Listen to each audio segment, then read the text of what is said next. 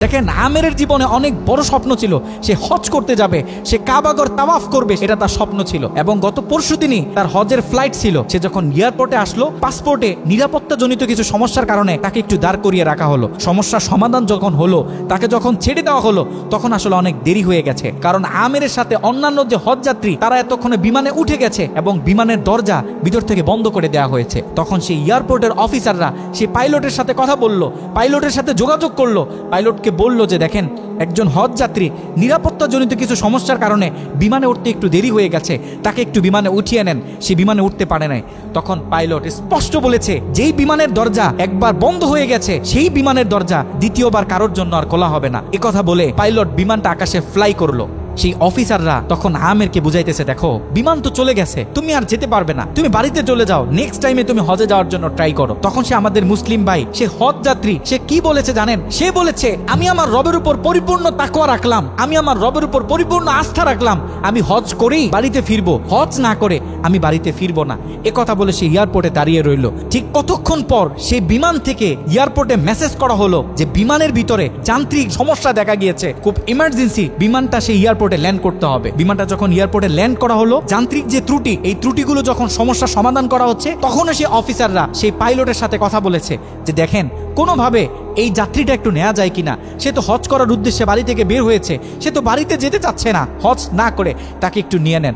তখনও সে পাইলট বলেছে যে না, এই বিমান একবার দরজা বন্ধ হয়েছে, সৌদিতে যাওয়ার আগে এই বিমানের দরজা দ্বিতীয়বার কারোর জন্য আর খোলা হবে না। কথা বলে সে পাইলট আবারও বিমানটা আকাশে ফ্লাই করালো। তখনও সে অফিসাররা আমেরকে গিয়ে বোঝাচ্ছে, দেখেন মনে কষ্ট পাইয়েন না, এরকম মাঝে মাঝে হয়, আপনি বাড়িতে চলে যান, যেহেতু হজের নিয়ত করেছেন, আপনার একিনটা যেহেতু সলিড, আপনি যেহেতু একেবারে সহি নিয়ত করেছেন, অবশ্যই আল্লাহ পাক আপনাকে হজ করতে দিবে। আমের তখনও বলতেছে আমার রবের উপর আমার পূর্ণ আস্থা আছে, আমি তো আমার রবকে চিনি, সে আমাকে হতাশ করবে না, সে আমার মনের আশা রাখবে, আমি হজ করেই বাড়িতে ফিরবো।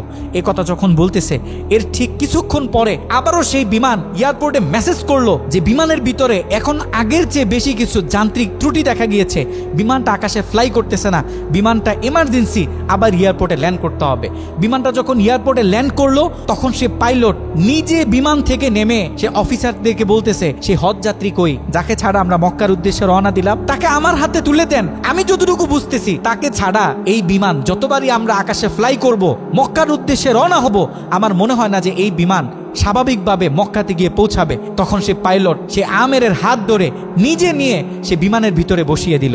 দেখেন আল্লাহ পাক তো স্পষ্ট বলতেছে ওয়ামান ইয়াতাওয়াক্কাল আলাল্লাহি ফাহুয়া হাসবুহ, যে আমি আল্লাহর উপর তাওয়াক্কুল করবে তার জন্য আমি যথেষ্ট, পৃথিবীর কাউকে তার দরকার হবে না। আল্লাহ পাক আপনাকে বলতেছে, আল্লাহ পাক আপনাকেই বলতেছে, যখন আপনি বিপদে পড়বেন, যখন কোনো বালা মুসিবতে পড়বেন, আল্লাহর উপর তাওয়াক্কুল করেন। আল্লাহ পাক বলে whatever you have spent for Allah, Allah is yours increase well. যখন আপনি আল্লাহর উপর সম্পূর্ণ তাকওয়া করবেন, যা কিছু হয়ে যাক, যত বড় বিপদ হোক, যখন আপনি আল্লাহর উপর তাওয়াক্কুল করবেন, তখন আল্লাহ পাকের পক্ষ থেকে আপনার উপর যে বারাকা, যে ব্লেসিং গুলো আছে, এগুলো তখন আল্লাহ পাক বাড়িয়ে দিবে। আল্লাহ পাক পবিত্র কোরআনুল কারিমে অন্য আরেকটা আয়াতে বলে, বান্দা জীবনে অনেক গুনাহ করছো, জীবনে অনেক বিপদ আসবে, অনেক বালা মুসিবত আসবে, খবরদার বিপদের শেষ প্রান্তে গিয়েও যখন দাঁড়াবে, লা তাকনাতু মির রাহমাতিল্লাহ, খবরদার কখনো তুমি আমার রহমত থেকে নৈরাশ হবে না। এ কারণে আমাদের জীবনে অনেক বালা মুসিবত আসবে, আপস এন্ড ডাউন জীবনে থাকবে, সব সময় যেন আমরা আল্লাহর উপর তাওয়াক্কুল করি।